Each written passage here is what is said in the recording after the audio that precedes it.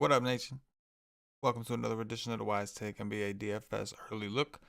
CK013 here. You can find me on Twitter at CK_013, and I am from the WiseTake Nation, which you can find on all the social media platforms listed below, or directly at WiseTake.com if you're looking to take your game to the next level. We are a premium DFS content provider as well as a DFS community designed to help make you a better DFS player. If you're new to the channel, welcome.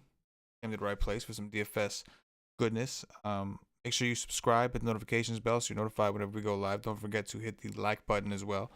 Likes go a long way. Really helps us out. Allows us to continue to put out the free content, doing dirties and dropping sevens as we like to do.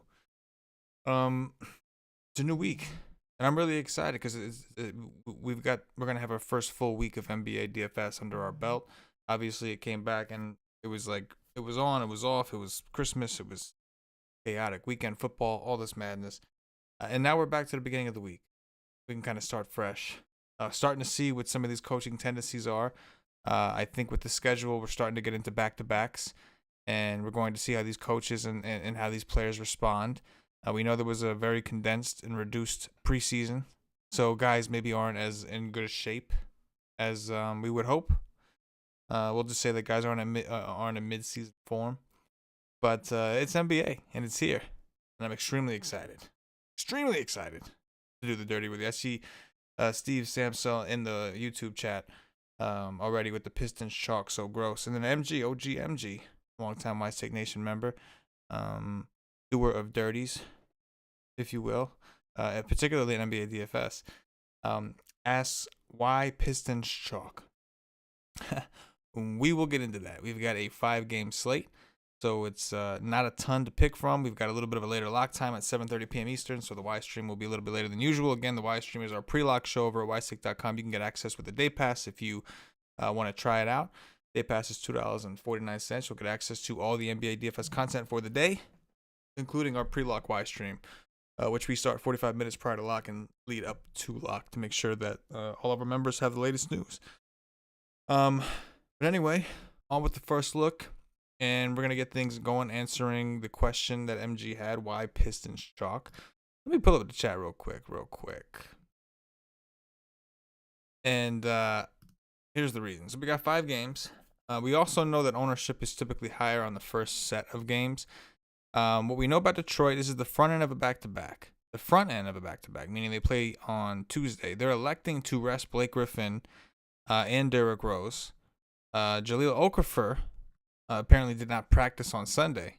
It's considered questionable. Sekou Doumbouya probable. But the reason that we're going to see some Pistons become chalky is because we expect them to be thinner, obviously, and they're missing 2 high-usage players. Derrick Rose off the bench, but still a very high-usage player. Played 33 minutes in that overtime game against Cleveland, while I think one of the most chalkiest players going into the slate is going to be Killian Hayes, right? Who only played 20 minutes? So he's played 21 minutes in the first game, 20 in the second. 20 in overtime game. Does not look good. 1 for 7 from the field. Usage does not look great, but without Derrick Rose breathing down his neck at 4,200, I think we have to consider him. As far as guys that we expect the usage to come, guys like DeLon Wright should get a significant usage bump. DeLon Wright did play a lot against Cleveland. He was fairly efficient, 6 rebounds, 4 assists. 42 minutes is really how he got to that 35. But now, with no Blake, with no Rose, we could see his minutes, the minutes that he does play, worth even more. And it is a pace-up spot against a fast-paced Atlanta team, right? You got guys like Svi, who played 24 minutes in that game, and we know is a shooter. Without Blake, they're going to need some guys to step up and shoot. And then Jerian Grant is a big one, right? Like, if you're looking to spend a little bit of money, he was awesome. Went for 50 DraftKings points. He's just got a significantly better role here, it looks like, as far as his minute solidification than he had at Denver when he was splitting things up with Paul Millsap. 43 minutes. He was 9 for 14. He shot really well from the field. 4 of 8 from 3. You're not going to get that every night. 10 rebounds. Sounds like a lot, but not when you consider it was across 43 minutes. So, that's something we'll have to weigh out tomorrow. We'll see what he projects for when we get our projections done and take a look at what we expect his usage rate to be without Blake. But again, that's the thing. We have to anticipate usage bumps without Blake. Josh Jackson has not played a ton, right? 29 minutes against Minnesota, only got 19 against Cleveland. His plus minus, his actual plus minus has not been good. right? It's not been good. But fantasy-wise, his point per minute has been really good. So he may get an opportunity to play, especially if Atlanta is capable of beating up on Detroit, which they're obviously capable, right? Then we could see Josh Jackson get unleashed for some garbage time action. He's 4,200. So as you can see, MG, there's just a lot of different ways to go. Now, it is the first game. Didn't even get to Plumlee yet. It is the first game, so we can expect a lot of Detroit chalk. A lot of these guys, at least the value plays. Plumlee has been awesome here. Played 32 minutes, 33 minutes. He's been great. And Okafor, with Griffin out, if Okafor were to miss, Plumlee's going to get a shit ton of minutes. We'll have to see what they do to kind of fill that in, but it kind of solidifies the minutes of guys like Jerry and Grant and Plumlee himself. Is expensive at 5'7". We're not 5'7". I said 5'7". We're not used to paying those kind of prices for a guy like Plumlee. But he's also playing Atlanta, a team that has struggled against bigs, and we'll have to check the status of Capella at the same time. But we do have a 5-game slate, to MG's point. CMG saying, since Chuck, yeah, you're right, but there are options. And number one is if you are going to play the Detroit Chuck, you got to get the right ones, which is a whole task in itself. Number two, do you go the route of these guys just suck? They're gonna get destroyed without Rose and Griffin, and everything else. And we have other games to pick from. We do have Houston on the slate, who is still missing a bunch of players. So these are the decisions we have to make tomorrow. On the Atlanta side, Trae Young, looking like an awesome stud. We found out Chris Dunn got surgery. He's out indefinitely, which I think means that Rajon Rondo should eventually get worked into this rotation. Either way, Trae Young is certainly fine for tournaments. Bogdanovich at 4.7. I've been a little disappointed what I've seen from him so far. It's not the worst. He's getting involved. The rebounds have been nice, but I really thought we were going to see him kind of take a step forward. I thought in this new role, a team that actually wanted him, right? Felt like Luke Walton didn't really know if he wanted him or not last year. But at 4.7, we have to consider him. The upside's there. And you can see here, 32 minutes against Memphis. He was 2 for 10 from the field. Had he shot a little bit better, he crushed his value, right? Some of these guys, again, now the other part we have to consider is without Blake Griffin, I would think that's an upgrade to somebody's matchup. Danilo Gallinari is questionable. Clint Capella, probable. So it looks like Capella's actually going to get some time to play. That should bump Collins over to the 4 more. He's been covering the 5 a lot. Then we got Gallo questionable. If Gallo is out, he's actually getting some starting time. Guys like DeAndre Hunter could play more. Maybe Cam Reddish plays a little bit more out of the 3 while they use Hunter to cover the 4. Because you know what's going to happen is they're going to slide Collins to the 5 to play backup center. He's going to start at the 4, slide down to the 5, play some backup. But then who's going to back him up? I think everybody might slide down a little bit. You know what I mean? Cos Campbell, 2 for 10. You got to go back to him. That's how it goes. Yes. Yes. All day. Anyway, guys, hit the like button and we'll continue. So the Atlanta side, not as attractive. It's just straight up. It's more of a straight up team, right? It's not that they're necessarily bad plays. It's just a straight up situation. Detroit, we know, has 2 guys out. So they're an upgraded situation. Memphis and Brooklyn, which I didn't even mention the totals. 225.5 is the total. We don't have the total for this Memphis game. Atlanta, by the way, not on any back-to-backs or anything. We'll start with the Memphis side. Memphis not on a back-to-back, nothing crazy like that. We know Jaren Jackson Jr.'s been out, right? DeAnthony Melton's out. Winslow, we know, hasn't been around. And a bunch of fucking guys I never heard of out. John Morant, 8,300. That kind of stands out to me, at least in tournaments. Dude's been awesome. 35 minutes, 34 minutes. Kyrie Irving, not known for his defense. I mean, look at the scores he's putting up. Granted, he has shot well, but that's kind of his deal, right? He's actually not shot that well from 3, at least not against Atlanta. But the assists have been there. And if he's going to take 20-something shots a game, he's going to have that 50, 60-point upside every night. It doesn't mean he's always going to hit that, evident by what he did against Atlanta. But if you're taking 20-something shots a game, then you at least have that upside, that potential. And in tournaments, we're looking for that potential, and we're looking for it to come through. But I would anticipate some higher ownership at 8.3. That just seems too low for how he's playing. Dillon Brooks has also kind of, elevated his game. Same situation. He's taking a lot of shots. Against San Antonio, only 14. Against Atlanta, 23. And he didn't really shoot particularly well. 11 threes. This is another player that's got a lower floor than we're comfortable with, though his floor this year has been decent. He's got a lower floor than we're comfortable with, and it looks like he's fouled out 2 games. That's something else. They like Brooks on the court, they say, for his defense, so that's something else to keep in mind. But I think Brooks in tournaments, this game is very game stackable. We don't even have a total yet. But this game is very game stackable. The way this game goes wrong is if Brooklyn blows them out, because Brooklyn looks pretty fucking good. Right? Brooklyn looks pretty fucking good, let's be honest. As a Knicks fan, I could say that. But yeah, again, the upside is here. So far, the Grizzlies stack, and the Grizzlies are always a team that I'm always interested in stacking. They play fast, and they're young. They like to run. But with the Anthony Melton out, maybe we see Brooks try to play a little bit more. Maybe we see more minutes for Grayson Allen, who has been playing. Is value here. He's not a high usage player necessarily.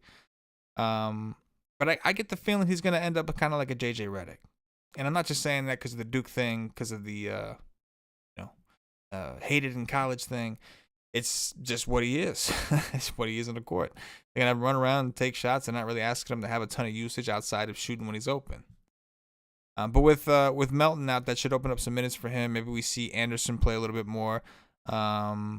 Brandon Clark at 4'9" against a team that's bad against bigs. Brandon Clark has obviously had a slow start, right? Didn't play in the preseason, I don't think at all. If he did, not much. And he's had a slow start. But we know the upside he has also. And this is a great matchup for bigs. Now, San Antonio and Atlanta were too. He didn't do shit with it. So keep that in mind. Joe Val, 7-7. I can get behind Joe Val. 29 to 30 minutes, still hasn't really popped. He's another one. He's had 2 of the best matchups you can get and hasn't fully delivered. But the double-double factor, he's double-doubled in both games. 7-7 on a small slate, and yet another really good matchup. And we'll have to see what Brooklyn does. And what I mean by that is Brooklyn is on the front end of a back-to-back. So we'll have to see. I think that might be one of the reasons they haven't released the total, because they're waiting to see if we see Brooklyn do something like that. Obviously, Kevin Durant is back this year, but he didn't play at all last year. Got hurt a ton the year before that. So they're going to be somewhat conservative. Spencer Dinwiddie's out. Dinwiddie's out. I'm not really interested in too many of these other backups. However, what I will say, I am concerned if they start Karis LeVert in place of Dinwiddie. I am concerned that's going to hurt LeVert's usage. I know it's going to hurt his usage. The question is, do they manipulate things to where he goes back to somehow, does he still get his second unit run? He's just going to play more minutes than usual? Because I can buy into that. But if the plan is to start him and kind of play him where they were playing Dinwiddie, that's going to hurt. Because LeVert's really had that main second unit usage. As soon as he comes in off the bench, it's all him. It's the Karis LeVert show. And we all got tickets. So we'll have to see what that starting lineup looks like. Kyrie Irving obviously in play. Coming off that 60 burger on Christmas. Well, it looks like, I guess it's against Charlotte. He was so-so. So it is the back end of a back-to-back. Keep that in mind. However, Memphis has been a really good spot against point guards. So keep an eye out again with Irving and Durant if we see one of them rest. I don't think they will, because I think we would have heard a little something about it. But needless to say, keep an eye on it. I would assume Irving takes some ownership. We've already got 3 point guards that are in pretty good spots, right? That are expensive. Forget about Killian Hayes, whose obvious value on the slate we may use. We talked about Ja Morant, Trae Young, and Kyrie Irving, and we're only through 2 games at this point. I mentioned LeVert. LeVert's always good for tournaments if he starts. I may take a wait-and-see approach, at least for a little bit, right? Joe Harris could be a candidate to see more time with Dinwiddie out. We can do some Joe Harris. He's cheap enough. He's playing decent minutes. He's not as aggressive all the time. He was pretty aggressive against Charlotte, just, didn't get it done, right? KD's only 8'6". He's like consistently going for that 40. It's not enough. But one of these days, if you look at his shot attempt, he's not shooting as much as he probably should. I mean, can you consider how good he's shooting? 43%, 56%, 60%. Probably should be shooting a little bit more. Probably should. But the Brooklyn side obviously not as attractive on the first look. You got some guys out, and we'll have to see how they handle the injury information. But the Memphis side was a little bit more attractive. Problem is, what if Memphis is blown out? It's a possibility. 7.5 point spread. OKC, and Utah at OKC, I should say. 7.5 spread also. Utah's favored on the road. 221 total. So of the totals we have, this is the lowest. We don't have Brooklyn's total or the Lakers total. No back-to-backs, anything funky for Utah. OKC's a kind of a tough team. They did not look good, right? OKC, who did they play last?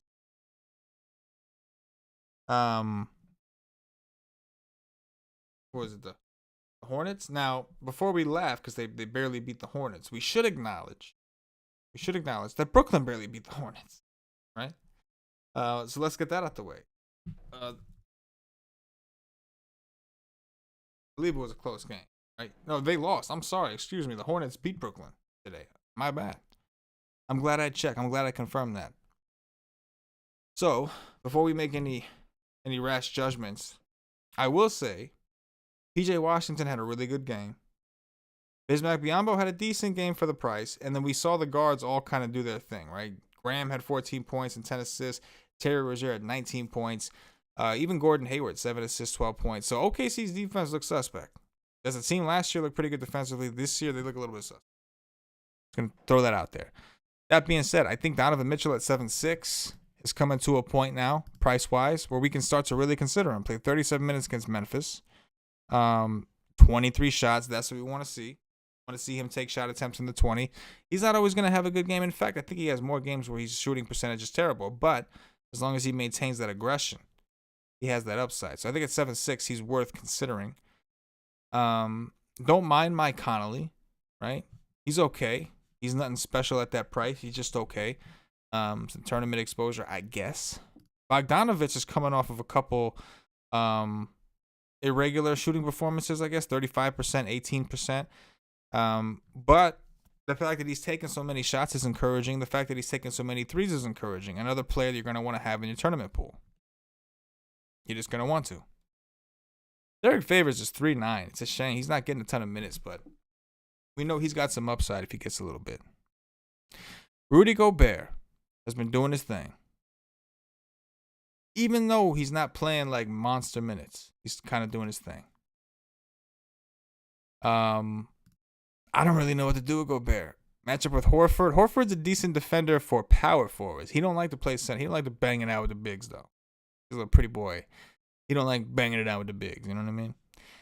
But obviously, this game is the least attractive on paper, which makes me believe we may have some reduced ownership. Shai Gilgeous-Alexander is expensive, but the dude is the whole team right now. Took 20 shots against Charlotte. That was very promising. Only shot 40%. 7 rebounds, 9 assists. This guy's a triple-double threat. So when you look at that price, you have to realize this is a different team, different situation. As long as OKC is hanging around, there's a good chance that Shai Gilgeous-Alexander is the reason why. Eat that shit. George Hill only got 24 minutes. He smashed at 3-4, but he was hyper efficient. He was 4 for 4 from 3, 8 for 9. You take some of that shit away. Did he get enough minutes to really do that on a consistent basis? I don't think so, but his price has come up. Lou Dort got big minutes, did well. 5 for 12. A steal, a block, got some rebounds. I don't think he's just a player you're going to kind of work in, especially on smaller slates. There's nothing much to say. I wish that Allen would play more. He's got upside if they would give him the opportunity. Basley, man, that's our boy. 7 for 12, 33 minutes, 10 rebounds. This guy's a double-double threat every night, and anytime he's under 6K, I think he's in consideration. Because you got to figure 6K, 36 is 6X. So if he's under 6K, 36 is a reasonable place. Now, granted, he shot 58%, but he was 1 for 5 from 3. He could have had an even better day. So I'm not ready to give up on the Basley train. I think he's still underpriced. Finally, Horford. Al Horford. Different role on this team. 1 for 5 was awful, but 13 rebounds against Charlotte, mind you. A team that is really bad against bigs, and they were missing Zeller also. I'm not quite ready to make the move on Horford. But one of these days, somebody might. Houston, Denver. All the guys are still out again. They're all on the COVID list. John Wall, Eric Gordon, Macklemore, Martin Jr., Cousins, Boogie Cousins. This time, the prices are up a little bit more on Harden, on Wood, who are really the only two you really needed last time. Value was very disappointing. They're playing this game in Denver, which is a tough place to play. I really don't like playing guys in Denver You go into the altitude. Denver is a team that likes to play a little slower. They play defense. Ugh. You know? We have a 225 total. So higher than OKC, but it's actually a point lower than the Hawks game. We should expect to see Harden and Christian Wood extremely popular again. I'm not so sure what to do with them. In cash games, sure. I'm still fine with that. You have enough value on Detroit where you can kind of piece things together. In tournaments, I'm not so sure to do it. DraftKings, it's always tougher to fade these guys because the double-double bonuses, for Harden's case, triple-double bonuses, plus 3-point bonuses. But my instinct is to go underweight initially. Initially, don't hold me to shit. It's the night before. But initially. David Nwaba at 3.7. I thought I was a genius playing him at 3K. He got 27 minutes, just didn't do a whole ton. It was just Harden and everybody else's usage rate sucked. The highest next usage rate was Nwaba, and it was like 16%. It was Wood and Harden. That was it. It was Wood and Harden. I don't mind going back to House. Why? Because House played almost every minute, 38 minutes. It was an overtime game, like 38 minutes. So he's going to be out there long enough where he might fall into some shit. Everyone else a little afraid to commit to, right? And you kind of need value if you want to play Wood and Harden blindly. Now, my instinct is to lean a little bit more towards Wood because we're looking at rebounds, a higher percentage shots closer to the basket. But at the same time, I can't sit here and tell anybody with a straight face to fade Harden, right? Different circumstance, though. And I think to get different, we could take some shots because I expect right now concentrated ownership to be around Harden. And we have those 3-point guards. We got Kyrie Irving, Ja Morant, Trae Young. We've also got Dame Lillard on the slate. We've got LeBron James maybe on this slate. And I say maybe because of the back-to-back. They'll be on the back end of a back-to-back. But needless to say, if the ownership's going to be concentrated at Harden, and that means people aren't playing these other guards, maybe there's opportunity. Inversely, if people are like, I'm not trying to spend that money for Harden because they have 3 other fucking guards or 4 other guards they can spend up for, then I want to go the other way. Got to figure out the ownership. But obviously, Wood and Harden are your main culprits here. Just making decisions on them is going to be pretty big. Jamal Murray at 7-1, I can get back into. Right? Game 1 was kind of weird. Just wasn't aggressive. Probably because he sucked. Right? 1 for 9. Jokic was balling. He was like, fuck it, man. You do it. Plus, he fouled out. That didn't help. Against the Clippers, 9 for 20. He was more aggressive. Want to see him taking those shots. You're going to take 20 shots, I'm back on the train. Houston, not nearly as good defensively as the Clippers. I do like Jamal Murray a lot at 7-1. This Will Barton situation, it's getting a little crowded in Denver. Getting a little crowded. Barton has said already, he's not interested in being no backup, no bitch-ass bench player. He said it, not me. So they're trying to get him to around the 30-minute mark, but they're also trying to work in. They're also trying to make sure Porter gets his, right? Didn't really get a chance against the Clippers, who knew to exploit him defensively because he's just young and not good defensively. You got Paul Millsap, who's lobbying for minutes. And look at the inconsistencies. Now, granted, the Clippers game was a blowout, but 36 minutes to 22. So these situations are going to vary. It's going to shake things up a little bit. Now, Jokic has been awesome, and he has another really good matchup. Just missed a triple-double against the Clippers by 1 rebound, and he played 38 minutes in a game that blew out. 42 minutes in the first. He is just balling right now. So the amount of minutes that Jokic is getting, I see no reason. Like, I don't know why they're doing it, but I don't see why they would stop. So Jokic looks like a pretty fucking awesome play. I'll say that. He looks like a pretty awesome play, like most days. On to Portland. So Portland's got some injuries too, right? We got Carmelo Anthony out, Nazir Little out, Zach Collins out. We got some injuries here. We'll start at the point guard. Damian Lillard is expensive. Had it not been for Damian Lillard going to overtime, Lillard would not have balled. But he got there, and that's all that matters. Playing the Lakers, 10-3 is expensive. He's getting close to that Harden range, but that's going to leave him with reduced ownership. You're going to have people say, well, there's XYZ players cheaper than him, and then there's James Harden. So who the fuck is going to play Lillard at that point? I don't know. Maybe me. We will see. CJ McCollum balled out, but now his price is elevated. I guess it's not that different. I'm exaggerating. But he balled out against Houston. 30 shots, shot 56% of the field, 9 for 16 from 3. I mean, he was just going at him. Just going at him. 8 assists. He was awesome. He was awesome. That's all I got on him. He was awesome. Derrick Jones Jr. could provide us with some potential value with Melo out. Jones Jr. played 36 minutes against Houston. Again, that game did go to overtime, but it was good to see that he played those minutes. He's not overly aggressive, not really aggressive at all. But at 4K, you don't need him to be. You just need him to be at the right place, right time. Covington should play a ton of minutes. Another one has not been all that aggressive, but the 8 rebounds because he's playing at the 4 is promising. Anthony Davis, I'm assuming is going to play because they sat him on Sunday, so I'm assuming that means he's going to play. Is Covington going to be tasked with guarding Davis? It's going to be a long fucking night if that's the case, which makes me like Jones even more. But Covington, with these guys out, we should assume is going to play a lot.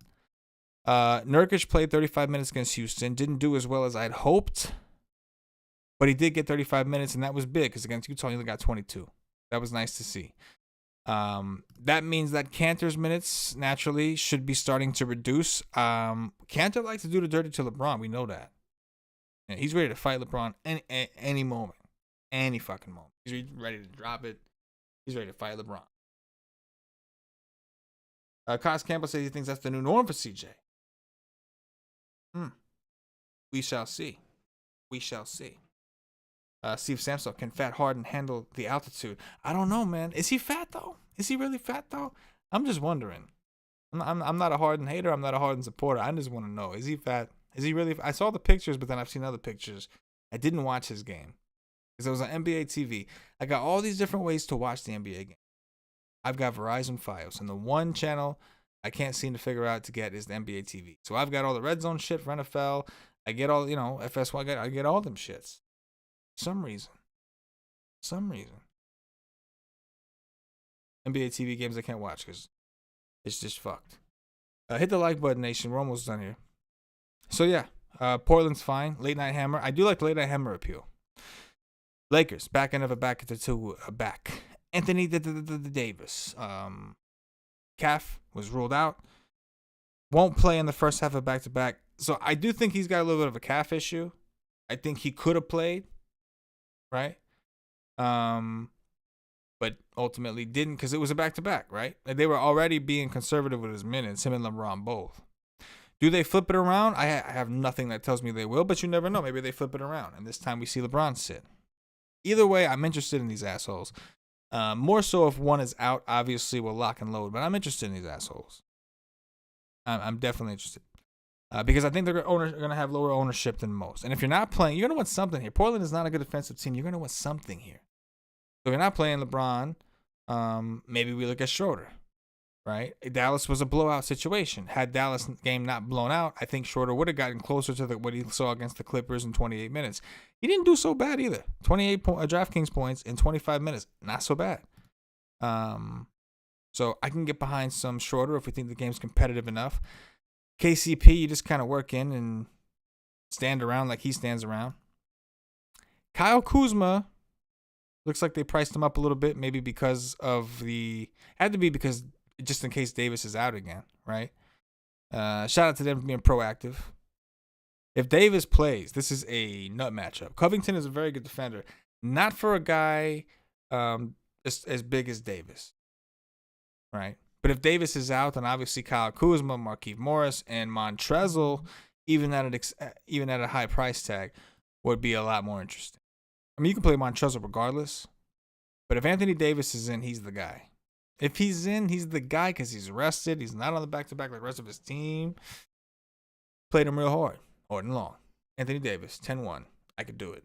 You could do it. I could do it. Portland has struggled against forwards. I don't think it's going to be the same because they got Derrick Jones Jr., they got Covington.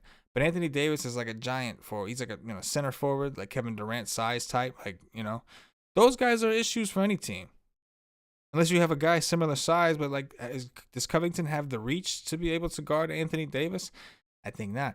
Usually when a guy is significantly bigger than you and you're covering him, foul trouble is a thing. Usually. Maybe. Anyway, nation, that's going to do it for the early look. Again, I'm going to remind you all once again, please hit the like button on your way out. Make sure you subscribe to the channel, hit the notifications bell. Trying to pimp these shows to you Monday through Friday. Once in a while, we'll have Paulie on. But Monday through Friday, I'll be bringing it to you regardless. An early look for free on YouTube, on Twitch, on iTunes, on Podbean, and all I ask is for a little bit of love. That's all we ask for. And if you're looking to take a game to the next level, if you want to join the WiseTake Nation, the best DFS community on the planet, then you go check us out at WiseTake.com. And again, we have monthly options that are cheap, 3-month options that are even cheaper, season passes, all that good shit. But you could try us out for one day. For $2.50. Come support the nation. I write a Core Plays article. Paulie does the Fast Break, which is a quick sheet designed for people in a rush. Goes over a cash score, GPP core, favorite game stack, bust of the day, alpha play of the day, which he's been killing it. And of course, our projections, my projections that I use, you can download them, upload them into whatever optimizer you use. Get some WiseTake Nation flavor on your shit. Cheat sheets, basically rankings of each player at each tier, at each position. Who's got the best projection point per dollar? Let's fucking go. NBA is here, nation. It is time to make some money. Hop on the nation. Appreciate all of you hanging out with me. MG, Cox Campbell, Steve Samsell, Guy 57, Minneapolis. Clever name. But I appreciate you guys hanging out with me. And if I missed you, don't take it personal. I just looked at the chat. You probably didn't say nothing in the last 5 minutes. For myself, the entire WiseTake Nation, as always. Yeah.